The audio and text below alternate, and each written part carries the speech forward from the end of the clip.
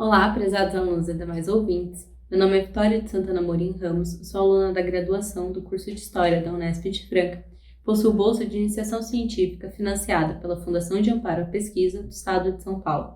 Eu realizo minha pesquisa junto ao braço de estudos medievais do grupo escrito sobre os Novos Mundos, na qual procuro estudar o papel do perdão régio no reinado de Edward IV da Inglaterra, através de duas crônicas, a Chronicle of the Rebellion in Lincolnshire, 1470, e a History of the Arrival of Edward IV in England and the Final Recovery of His Kingdoms from Henry VI.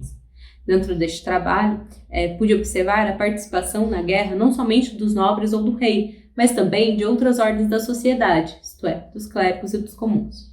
Ambas as narrativas descrevem as estratégias militares empregadas pelo rei Edward e o desenrolar, respectivamente, da rebelião e da reconquista do trono inglês, tendo como objetivo legitimar o seu direito à coroa. Dentro disso, diversos personagens dessa sociedade, inimigos e aliados, são representados nas crônicas mostrando quais ações tomaram diante de determinadas situações e as reações do soberano perante essas escolhas.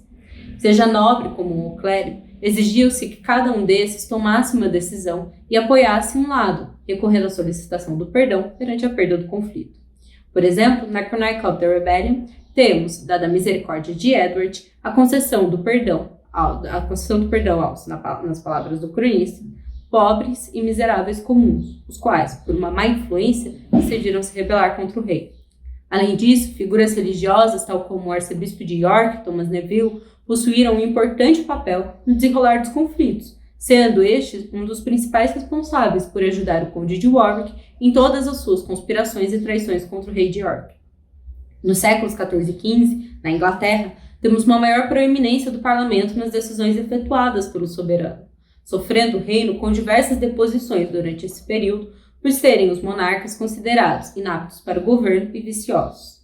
Não era apenas o descontentamento dos nobres que ficava evidente, mas também o dos comuns, passando estes a terem uma maior ação dentro deste cenário, através do argumento da necessidade de harmonia entre o corpo mortal e o corpo político do rei. Diversas revoltas são fomentadas.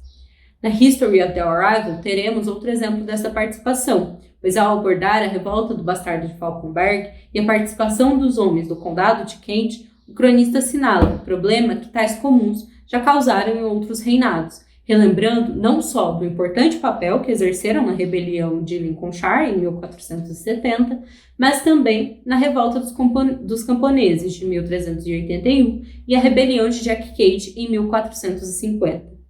Todas tiveram um impacto político no reino, sendo esta última sempre destacada e ressaltada ao abordarmos o início da Guerra das Rosas.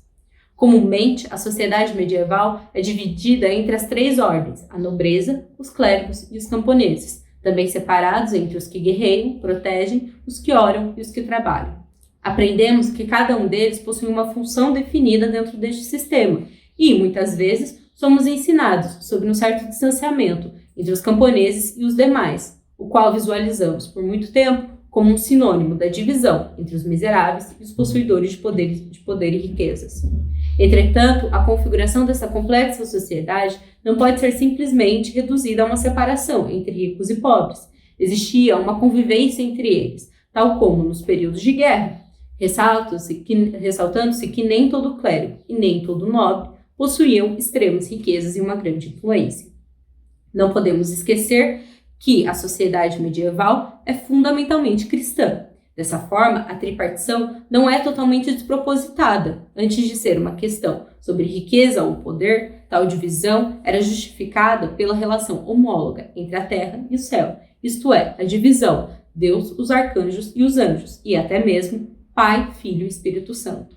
Dessa forma, o reino terrestre refletiria imperfeitamente as disposições do plano mais perfeito, sendo a sua organização essencialmente desigual, pois uns recebem o desígnio para o governo, enquanto outros devem obedecer. Para além dos exemplos conferidos pelas crônicas, trouxe a vocês outros casos da história medieval, nos quais tais divisões não se mostraram como um sinônimo de aquisição monetária ou poder político. Um grande exemplo disso foi o surgimento das chamadas ordens mendicantes, as quais poderiam ser tanto de freiras quanto de frades, e dedicavam-se às obras de caridade, sem ter em vista o acúmulo de qualquer tipo de riqueza.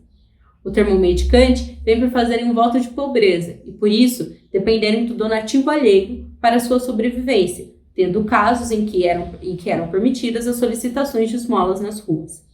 As duas ordens mais conhecidas de frades são as dos franciscanos e dominicanos, fundadas no século XIII, respectivamente, por São Francisco de Assis e São Domingos.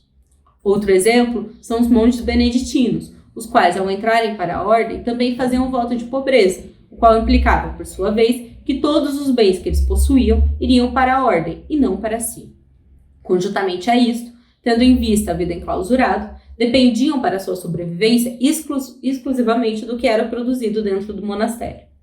Já no caso dos nobres, temos o exemplo de perda de bens através das acusações de traições. Nestas, suas terras e demais riquezas eram confiscadas pela coroa, correndo risco de tanto o traidor quanto a sua prole serem executados por causa do crime cometido, acreditando que tal ofensa contaminaria os descendentes. Além disso, períodos de guerra e pestes também interferiam nas riquezas das famílias, especialmente a do soberano e as que eram mais próximas a ele, podendo sofrer consideráveis perdas nos bens que possuíam.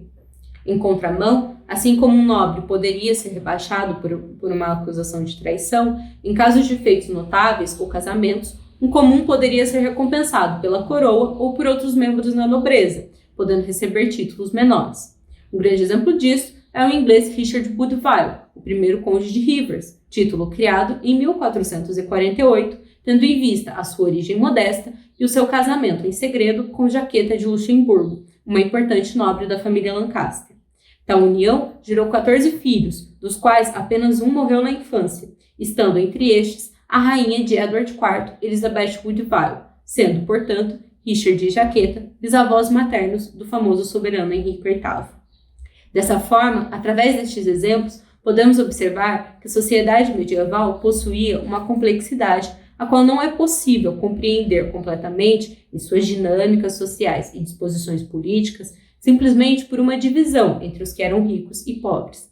Caso tenham curiosidade em saber mais sobre a documentação medieval e as relações sociais e valores vigentes neste período, convido-os a acessarem o acervo online do grupo escrito sobre os Novos Mundos. Até uma próxima!